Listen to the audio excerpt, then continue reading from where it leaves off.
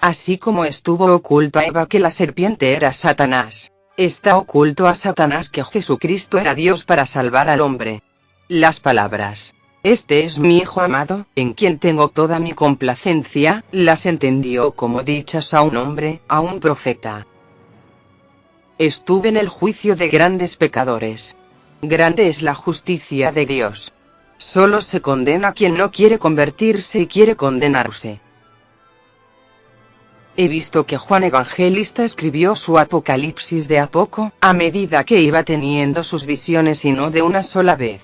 3 años antes de su muerte escribió su Evangelio casi siempre en estado de éxtasis. Esta mañana estaba orando el credo, cuando de repente se me apareció el maligno y me dijo, ¿de qué te sirve orar el credo? Si no entiendes palabra de él. Yo te lo explicaré, lo comprenderás y lo sabrás. Yo le dije, no quiero saber, sino creer. No hay ningún bien creado tan poco estimado, tan descuidadamente arrojado lejos por una inmensa mayoría de seres humanos como los momentos fugitivos de esta corta vida que tan rápidamente vuelan hacia la eternidad. El valor de un hombre ante Dios es estimado por las disposiciones de su corazón, su rectitud, su buena voluntad, su caridad, y no por su agudeza de intelecto o magnitud de conocimientos. Las almas más abandonadas son las que no tienen a nadie que ore por ellas. Muchos parientes olvidan a sus deudos. Yo siempre hago oración por estas almas. Vi a Adán y Eva llegar a una tierra, lugar de penitencia. Era un espectáculo muy conmovedor, ver estos dos seres en penitencia sobre la tierra desnuda. A Adán le fue permitido traerse una rama de olivo con él desde el paraíso, y ahora la plantó. He visto después que de este mismo olivo, se formó parte de la cruz de Jesucristo. Todos los que no están en unión viviente con Jesucristo a través de la fe y la gracia, la naturaleza está llena de la influencia de Satanás. He visto un fuerte vínculo, incluso mucho tiempo después de su muerte, entre los santos en el cielo y sus descendientes en la tierra, con una duración de hasta siglos. Tuve la visión que nuestro Señor padeció de la herida en su hombro más que de cualquier otra. Es muy doloroso para mí repetir, que si solo un sacerdote ofreciera el sacrificio incruento merecidamente, y con los mismos sentimientos como lo hicieron los apóstoles, se podrían evitar todas las calamidades de la Iglesia. He visto que el niño traído a Jesús y que estuvo dentro del círculo entre él y sus apóstoles y presentado como modelo de humildad, fue después Ignacio de Antioquía, mártir. Si Jesucristo es verdad, todo en él es verdad. El que no admite una cosa, no cree la otra. Es impresionante ver cómo los justos y los patriarcas debieron luchar y sufrir en medio de cultos diabólicos y desórdenes espantosos, a pesar de numerosas revelaciones que recibían de Dios. Y como la salvación pidió prestado caminos escondidos y laboriosos para abrirse finalmente sobre la tierra, mientras que todas estas prácticas demoníacas proliferaban y se extendían en plena luz. La Virgen Santísima, hallándose constantemente en comunión espiritual con Jesús, sabía todo lo que le sucedía, y sufría con él. El matrimonio es un estado de penitencia que requiere de la oración, el ayuno, la limosna, la práctica de la caridad, la renuncia, y la intención de aumentar el reino de Dios. Jesús habló después de su resurrección del misterio del Arca de la Alianza, diciendo que ese misterio era ahora su cuerpo y su sangre, que había dejado en el santo sacrificio, en la cena del Señor. Veo con frecuencia que personas que son muy estimadas y halagadas, debieran estar en una casa para locos. He visto un cuadro inmenso de los misterios del santo sacrificio. Todo lo que había de santo, desde la creación del mundo, se refiere a eso. He visto el significado del círculo junto a la forma redonda de la tierra, de los cuerpos celestes y de la hostia. Vi que, para el arca, como para la cruz, se usaron 4 tipos de madera: la palma, del olivo, del cedro y del ciprés. Los veía derribar los árboles y cortarlos. En el mismo lugar Noé llevaba los maderos en sus hombros hasta la arca, así como Jesús después llevó el madero de su cruz. Fue voluntad de Dios dejar incierta la muerte, el lugar de su sepultura y la ascensión de la Santísima Virgen María, ya que en esos tiempos habría sido convertida en una diosa, como había tantas en la mitología pagana. Sufrir pacientemente es el estado más digno de envidia del hombre sobre la tierra. Si un ángel pudiera tener envidia, la tendría de un hombre que sufre por Dios.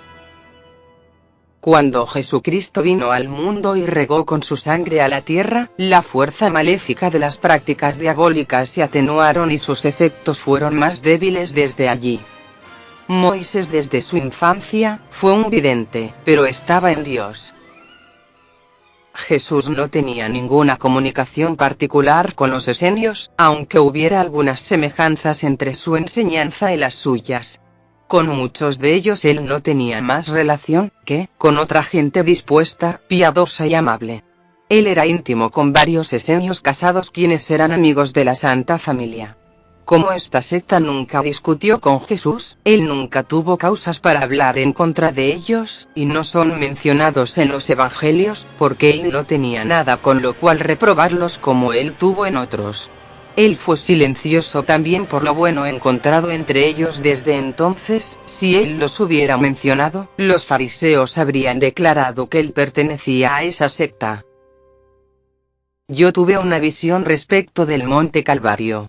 Vi en él a un profeta, el compañero de Elías. El monte estaba entonces lleno de cuevas y sepulcros amurallados. El profeta entró en una de estas cuevas subterráneas, y sacó de un sarcófago lleno de osamentas, el cráneo de Adán. Un ángel que estaba cerca de él, en aparición le dice: "Este es el cráneo de Adán", y le prohibió llevárselo. Sobre el cráneo, todavía había algunos cabellos finos y rubios. Vi también que tras lo sucedido con el profeta se nombró a este lugar el lugar de la calavera.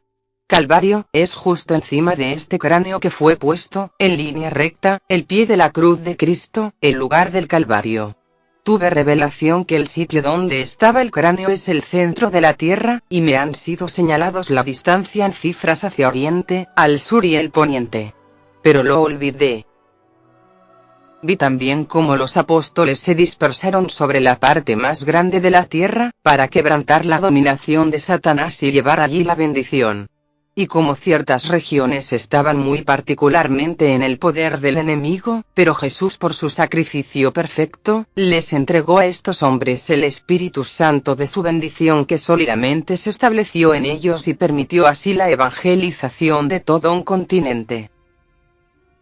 Es inexacta la idea, según la cual Dios no necesitaba hacerse hombre, ni morir por nosotros en la cruz, siendo Él capaz de proceder de muy distinto modo para salvarnos, gracias a su omnipotencia.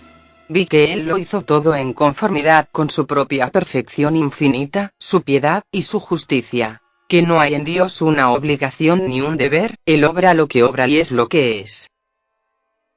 He visto a ángeles, arrojando y desterrando a los malos espíritus del aire a regiones pantanosas, estériles y brumosas. He comprobado que los malos espíritus suelen habitar frecuentemente en lugares pantanosos y oscuros. Cuando los ángeles caídos echaron las puertas abajo, fue como un mar de imprecaciones, de injurias, de aullidos y de lamentos. Todos tuvieron que conocer y adorar a Jesús. Y este fue el mayor de sus suplicios. En el medio del infierno había un abismo de tinieblas. Lucifer fue precipitado en él y encadenado, y negros vapores se extendían sobre él.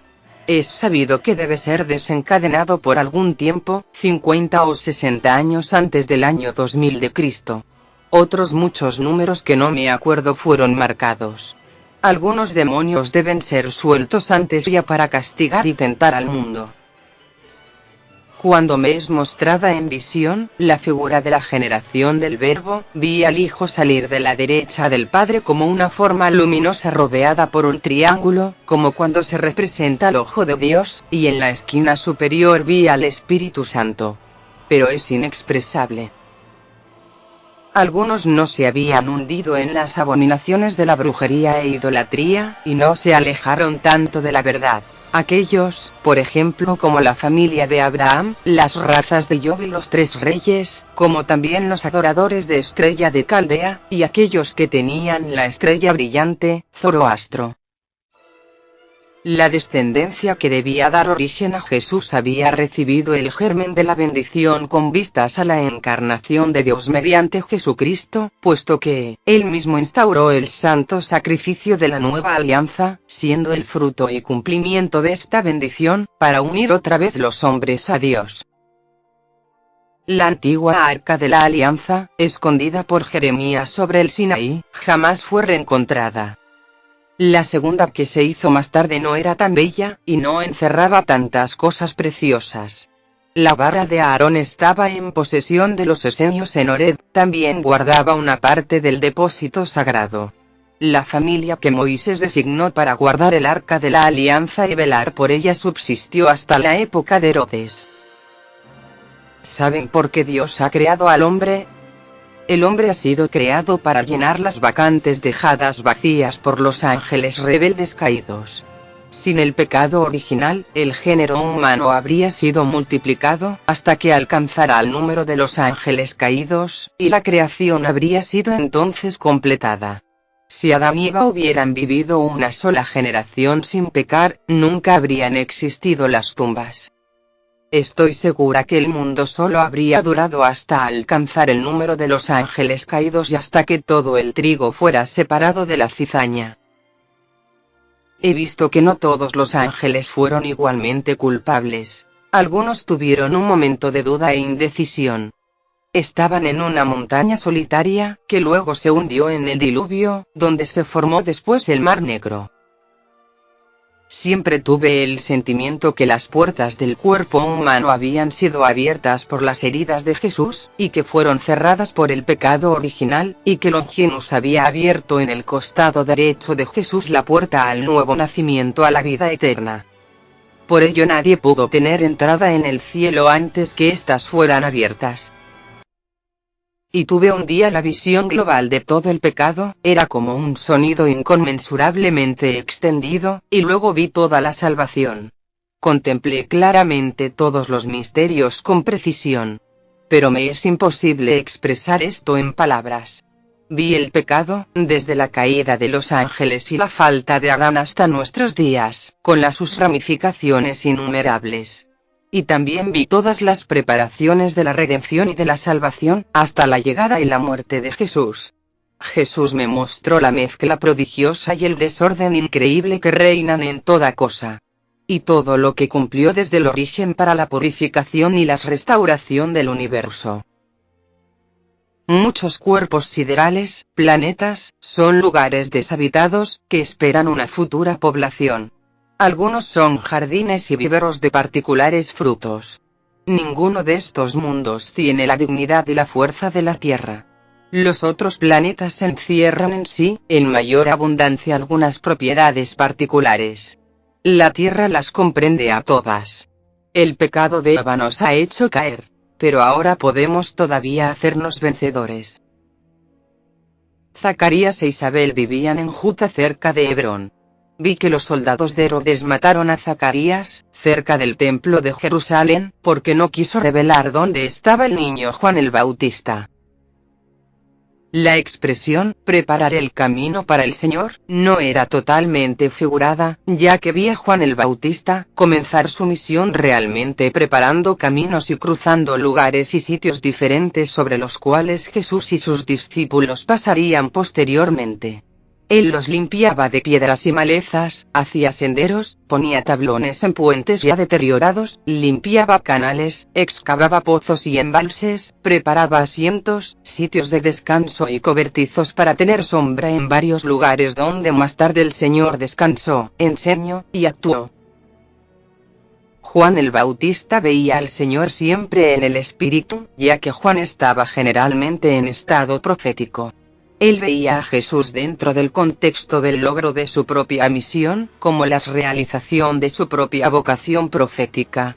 Jesús no era para Juan un contemporáneo, ya que no lo consideraba un hombre como él. Jesús era el Redentor del mundo, el Hijo de Dios hecho hombre, el Eterno aparecido en el tiempo. Siendo Juan el Bautista un pequeño muchacho, lo habían arrebatado del mundo. Había permanecido en la profundidad del desierto hasta que, como un nacido de nuevo, serio, inspirado, ardiente, él caminó resuelto hacia adelante para comenzar su nueva y maravillosa misión. Él era ignorante acerca de la vida mundana. Nada sobre sí mismo ocupaba su mente, él veía, él conocía y él solo hablaba sobre Jesús. Entonces Juan el Bautista giró su cabeza al lado y siguió su oración delante de la piedra, en el frente, donde siempre él se arrodillaba a orar. El verdugo lo decapitó con una máquina que puedo compararla, nada más que con una trampa de zorro. Un anillo de hierro fue puesto sobre sus hombros. Este anillo estaba provisto de 2 láminas afiladas, que estaba cerrado alrededor de la garganta, con una presión repentina dada por el verdugo. En un abrir y cerrar de un ojo cortó la cabeza del tronco. Juan aún permanecía en postura de rodilla. La cabeza botada en la tierra, y un chorro triple de sangre que salía del cuerpo rociando a su vez la cabeza y cuerpo del santo, como bautizándose con su propia sangre. El criado del verdugo levantó la cabeza por los cabellos. Lo insultaron, y luego lo puso sobre el plato que su maestro sostenía. Este se lo presentó a la expectante Salomé.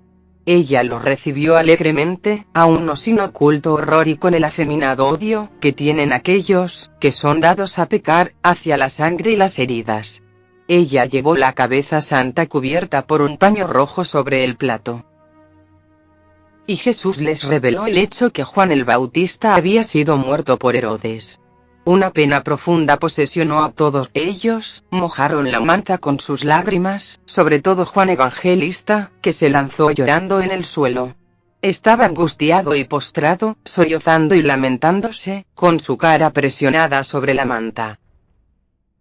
Jesús y sus discípulos siempre enseñaban las mismas cosas a los diferentes grupos de personas, de tal manera que comparando las diferentes notas, todos comprobaban que habían oído lo mismo.